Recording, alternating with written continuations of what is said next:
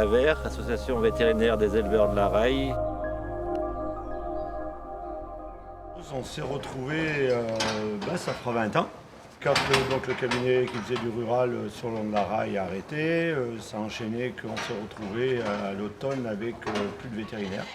Pendant 2 ans, ça a été un peu le parcours du combattant parce qu'il a fallu bagarrer avec l'administration pour pouvoir vraiment avancer vers cette solution qui était vraiment unique pour nous. On a eu l'idée de faire un groupement.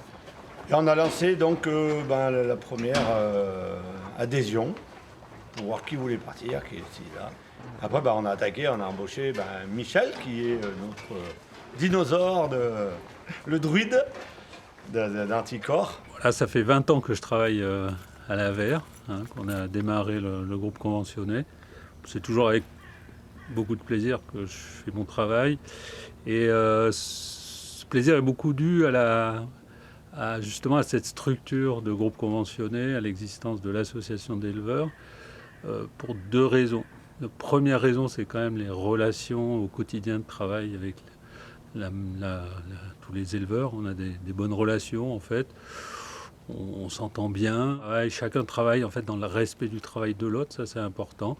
Du côté vétérinaire, quand il y a des soucis dans un élevage, c'est vrai que c'est quelque chose qui va nous préoccuper, y compris le week-end, y compris en dehors du travail. Côté éleveur, les gens savent à la fois qu'on est là s'il faut, sans abuser du système non plus. Et puis il y a un deuxième aspect qui est le sens du travail lié aux structures conventionnées qui fait qu'on essaye de s'axer plus sur de la prévention. Donc ça donne un sens à notre travail qui est plutôt d'éviter que les animaux soient malades plutôt que de courir après les animaux malades. Alors on n'y arrive pas toujours, la prévention c'est un long chemin, un horizon qui s'éloigne souvent au fur et à mesure qu'on s'avance. Mais c'est quand même important, surtout notamment avec ce qui est petit ruminant où le soin individuel n'a pas beaucoup de sens.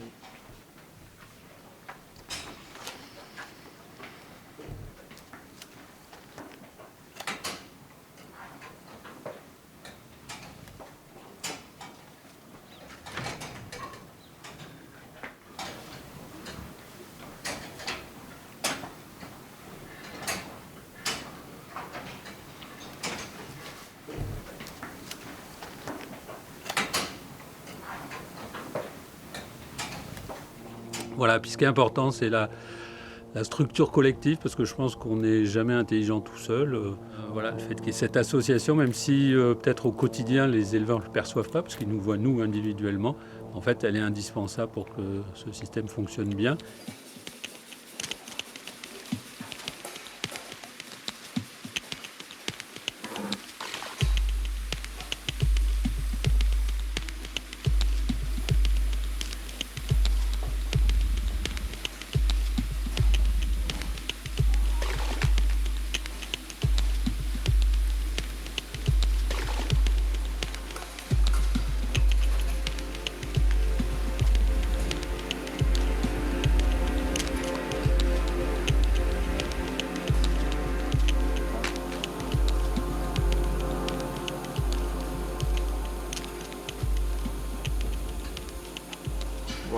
aussi, le fait de travailler en conventionné, ça permet d'avoir des relations vraiment de partenaires avec les éleveurs et je trouve des relations intéressantes où voilà, on va au-delà d'une simple relation marchande. L'Aver, ça a été une belle aventure, ça a été dur au début, mais ça a été une bonne chose au final, parce que quand les vétérinaires ruraux de l'époque nous ont lâchés, on s'est posé la question si on allait pouvoir continuer à garder des vaches, parce que sans vétérinaire, c'est pas pensable. Donc, et puis quand on a eu monté l'Aver, après on s'est aperçu que c'était vraiment un truc formidable. On n'a pas la crainte d'appeler comme on avait avec un vétérinaire, parce qu'il fallait toujours payer. Aujourd'hui, on a un système qui fait que on cotise à l'année, donc du coup quand on a besoin de quelque chose, eh ben, on n'hésite pas à demander au veto. Voilà. C'est une grosse sécurité pour nous.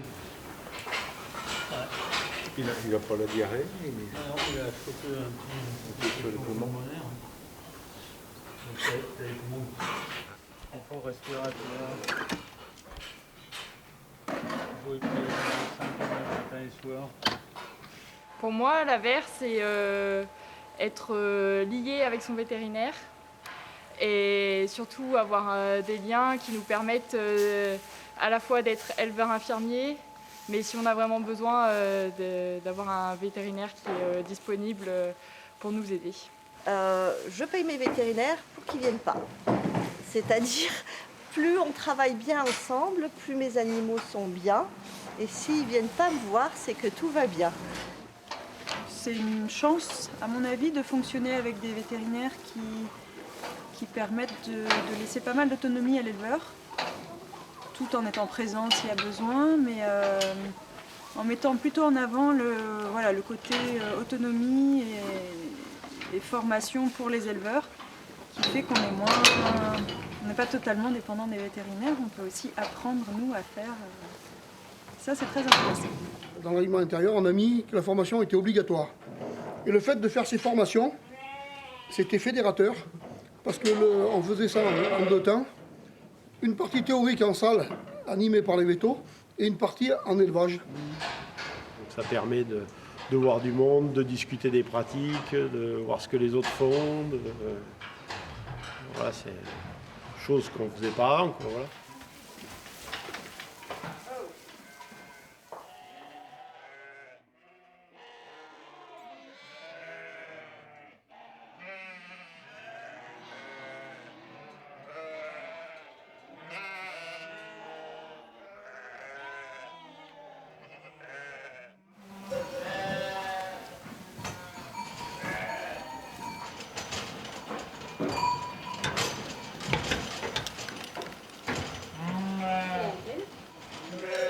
Il y a quand même de l'État, ça l'aille travailler quand même. J'apprécie aussi la diversité de travailler avec des éleveurs bovins, du laitier, l'allaitant, des éleveurs caprins, enfin des lèche-beuls, surtout caprins, et des éleveurs de moutons. Voilà, la diversité des productions est chouette et la diversité des gens aussi. On a des éleveurs qui sont plus conventionnels, on a des éleveurs qui sont ouverts à plein de traitements alternatifs, donc c'est stimulant d'essayer de trouver des solutions pour les uns et pour les autres, selon leurs exigences, leur vision de l'élevage.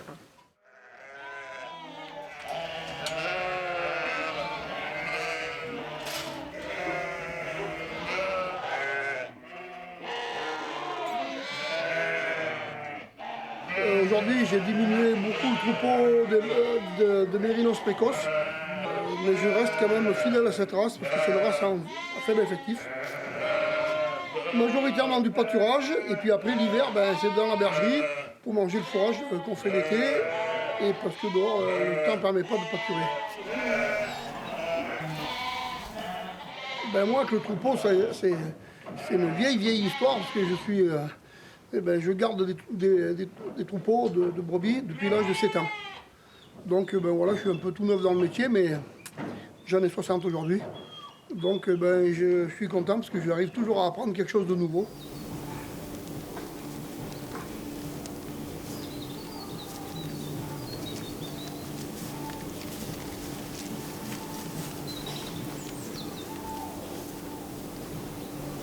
La relation que j'ai avec mon troupeau, j'ai envie de dire qu'elle est assez fusionnelle parce que j'ai besoin d'avoir un troupeau qui soit calme et à proximité de moi. J'essaye de faire en sorte qu'elles n'aient pas peur des gens, qu'elles n'aient pas peur de rien en fait, et qu'elles soient vraiment sereines quand on rentre dans le bâtiment, quand je travaille avec elles.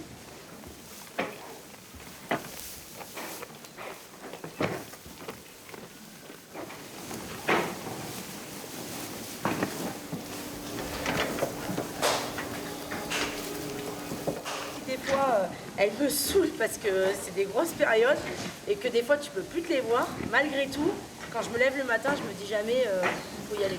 Je suis toujours contente de venir dans mon bâtiment et je suis toujours contente d'être avec elles. Et je trouve que c'est une richesse en fait. L'argent c'est bien, mais vivre son métier avec passion et bonheur de venir, c'est mieux. Viens, viens. Hé fille, viens. Viens, viens.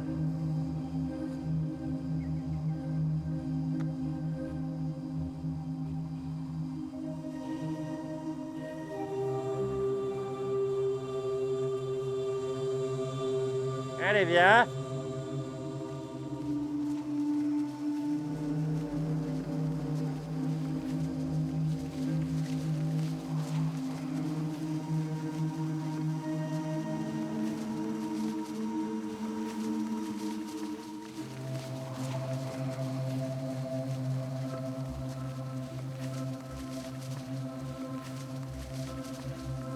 Allez, viens. Allez, vite, viens. Viens, vite, viens. Allez, viens. Allez, viens. On est une famille d'éleveurs. Mon grand-père était éleveur, mon père était éleveur et moi j'ai la fibre de l'élevage dans le sang depuis que je suis petit. La relation avec mes animaux, c'est, je ne vais pas dire une histoire d'amour parce que ma femme va être jalouse, mais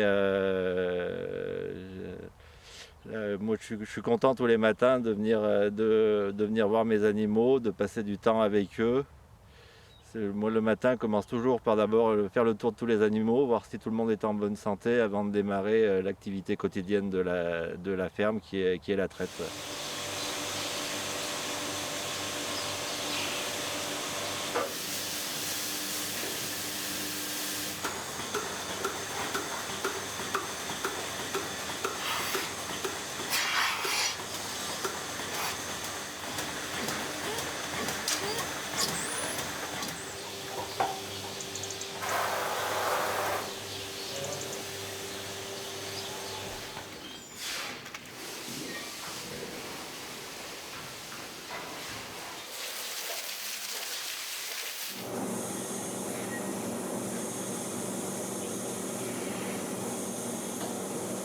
Pour moi, mon troupeau, c'est être ami avec ces animaux. Je les guide, mais elle m'aide aussi, elle me guide aussi dans ma vie. Enfin, c'est elle qui guide ma vie et qui rythme mon temps de travail et puis même mon temps personnel parce que du coup, je suis tous les jours avec elle, quoi.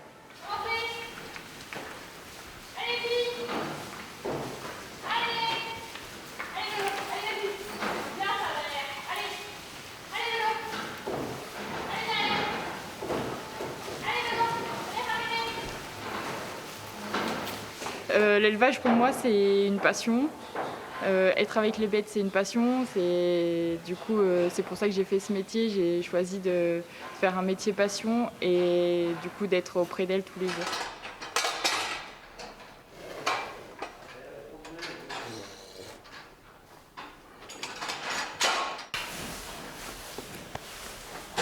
Je suis dans l'élevage parce que je suis né là-dedans et que j'ai toujours aimé ça.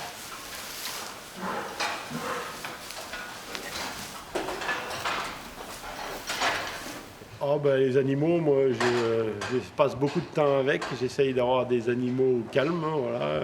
Les veaux je passe du temps avec, je les caresse, là les vaches j'arrive à caresser pratiquement tout le monde. Voilà, on essaye d'y passer du temps pour avoir un troupeau calme et facile à travailler.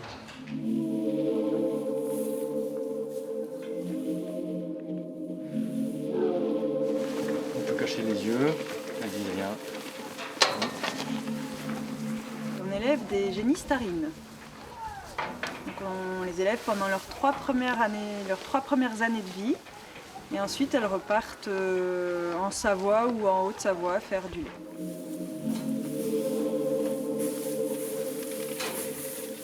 Du coup, je pense que ça va pas être simple de les voir partir les premières. Après, on a choisi ce système-là parce que même si on gère que 3 ans dans la vie de l'animal, on sait qu'elles repartent derrière dans des systèmes laitiers qui sont assez respectueux de l'homme, de l'animal et de l'environnement en fait.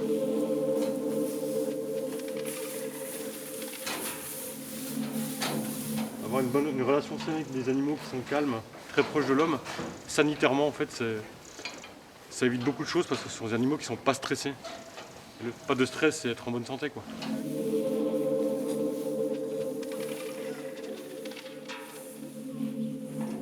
Pour les vétérinaires qui seraient amenés à intervenir sur nos animaux, pour eux c'est une question de sécurité aussi. Ça c'est du travail au quotidien, mais elles nous le rendent bien, quoi. Elles sont en bonne forme.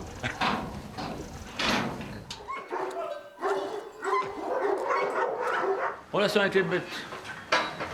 Alors, on y est le matin, bonne heure. On revient à midi repoussé. On donne le soir. Si je reviens avant de me coucher à 11h, ouais, on est pratiquement en permanence avec, quoi. On essaye de travailler aussi sur avoir des bêtes dociles, c'est quand même plus simple en confort de travail, pour déplacer, pour travailler. Du coup, on essaye d'y aller souvent à la farine, les petites, les gratter un peu. Ouais, on a des bêtes qui sont assez souples quand même, qui ont bon caractère.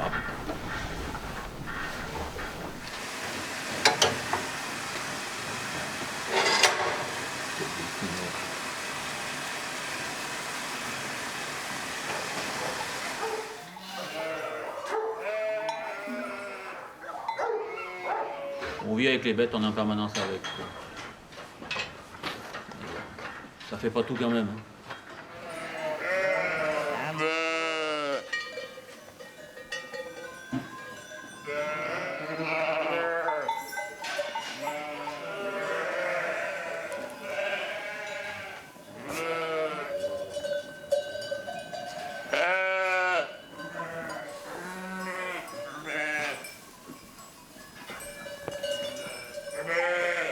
Le quotidien entre les 2 générations, des fois c'est un peu compliqué parce qu'on n'a pas tout à fait les mêmes façons de travailler.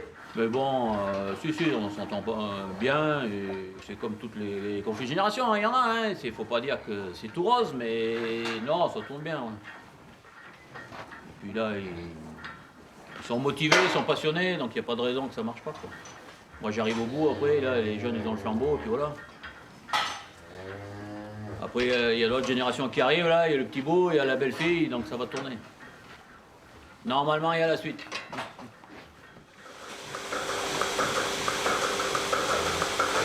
On a 75 chèvres en lactation, on transforme tout et on vend tout. En plus, on a choisi d'avoir des chèvres de toutes les couleurs et c'est un vrai bonheur. On les connaît toutes par leur petit prénom et ça reste un plaisir. Et les louloutes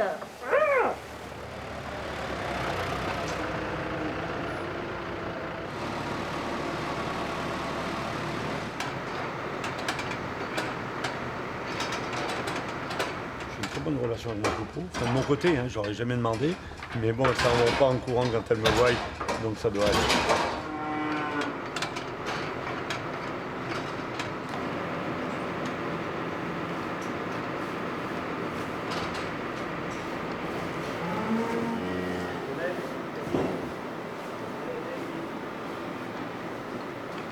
Ah ben moi c'est mes filles, hein, je les appelle, je les siffle.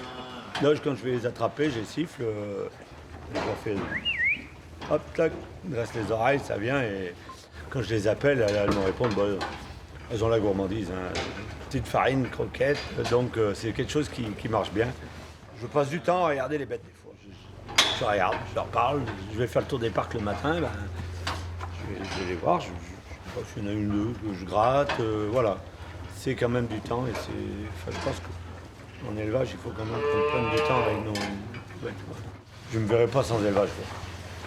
Ça, c'est clair pour moi. Voilà.